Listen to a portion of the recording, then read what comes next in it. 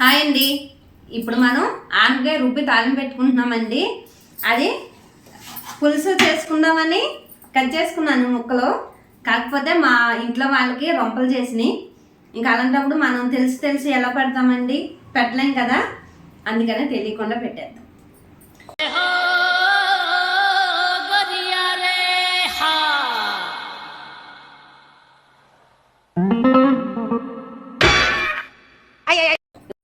అలా అయితే మనం పప్పు అని మేనేజ్ చేసి వచ్చండి.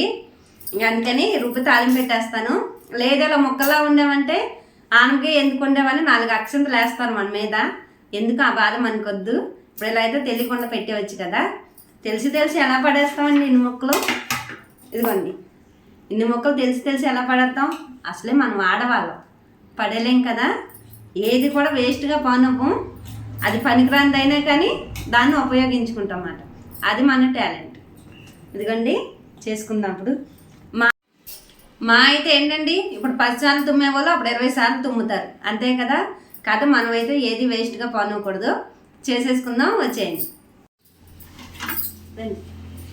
ఇదిగోండి ఆనపకాయ ముక్కలు వేసేసుకుందాం. కుక్కర్లో వేసుకుంటే తొందరగా ఉడుకుతాయి, అందుకని. ఇదిగోండి ఒక 2 టమాటాలు కూడా వేసుకోవాలి. ఒక అరచెక్క ఉల్లిపాయ సరిపోతుంది. ఒక 4 పచ్చిమిరపకాయలు.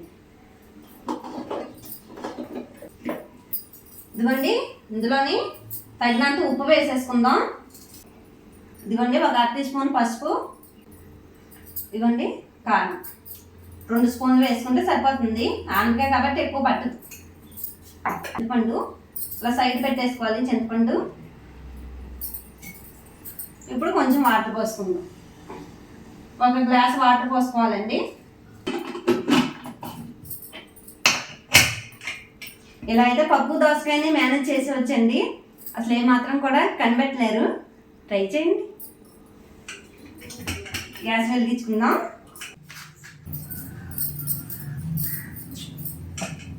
కుక్కర్ పెట్టేసుకుందాం గ్యాస్ మీద.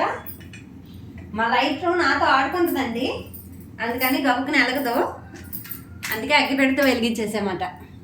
అదిగోండి 5 విజిల్లు వచ్చేసినాయి. గ్యాస్ ఆఫ్ చేసేసుకుందాం. ఇప్పుడు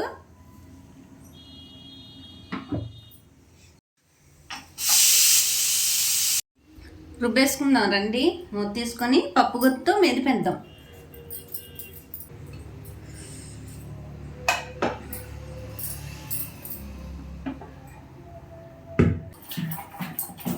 బాగా మెదిపేసేది మెత్తగా, లేకపోతే సీక్రెట్ బయటపడిపోతుంది.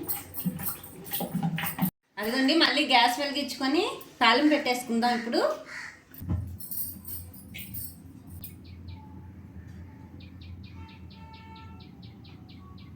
ఇదిగోండి వేడెక్కింది కదా, ఆయిల్ పోసుకుందాం.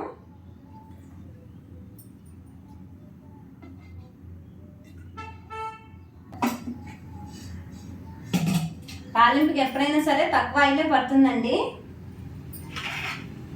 ఇదిగోండి తాలింపు దినుసులు వేసేసుకుంటున్నా. దీంతో పాటు కొంచెం మెంతులు కూడా వేసుకుంటున్నాను నేను. ఇదిగోండి కొంచెం మెంతులు వేసుకుంటున్నాను.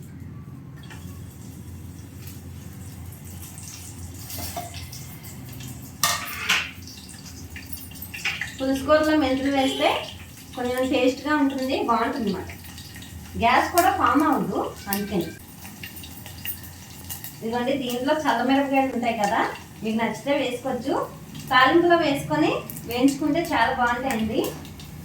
వేసాను నేను. సరే తాలింపు అయితే వేగితేనే టేస్ట్ అన్నట్టు అనిపిస్తుంది అన్నమాట.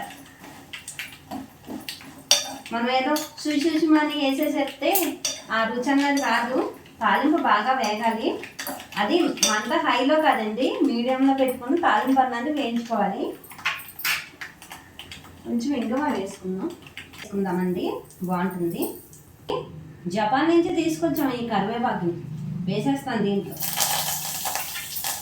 కలర్ చూసారా, ఏ కరివేపాకైనా గ్రీన్గా ఉంటుంది. ఇది చూసారా బ్లాక్గా ఉంది, అందుకే జపాన్ నుంచి తీసుకొచ్చాం. ఇదిగోండి ఇప్పుడు తాలింపు వేసుకుందాం.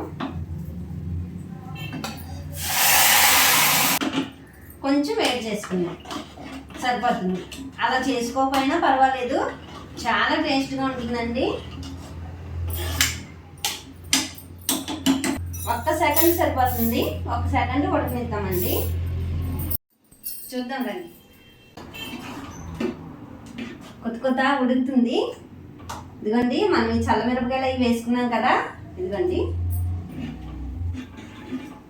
పప్పు దోసకాయ అని చెప్పండి, సింపుల్గా నమ్మేస్తారు. లేదంటే కూత అడ్జస్ట్ అవ్వమంటే అవ్వరు.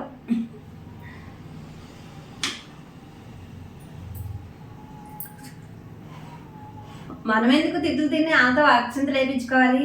మన టెక్నిక్ మనకు ఉండాలి కదా. ఇదిగోండి ఇలాంటి అప్పుడప్పుడు ట్రై చేయండి, తప్పు లేదు.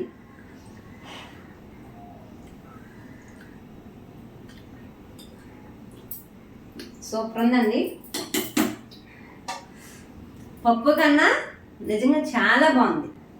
ఇదిగోండి నా పప్పు దోసకాయ మీరు చూసేయండి. చూసారా, నమ్మేస్తారు కదా పప్పు దోసకాయ అంటే. అప్పుడప్పుడు ఇటువంటి టెక్నిక్లు కూడా వాడాలండి. మనం అవి వాళ్ళు తినని వాళ్ళకి పెట్టి మనం అక్షంతలు వేయించుకునే కన్నా ఇలాంటి టెక్నిక్లు వాడితే చాలా కొద్దిగా సేవ్ అయిపోతాం. అందుకని ఇలాంటి వాడండి. ఉంటా అండి మరి, బాయ్.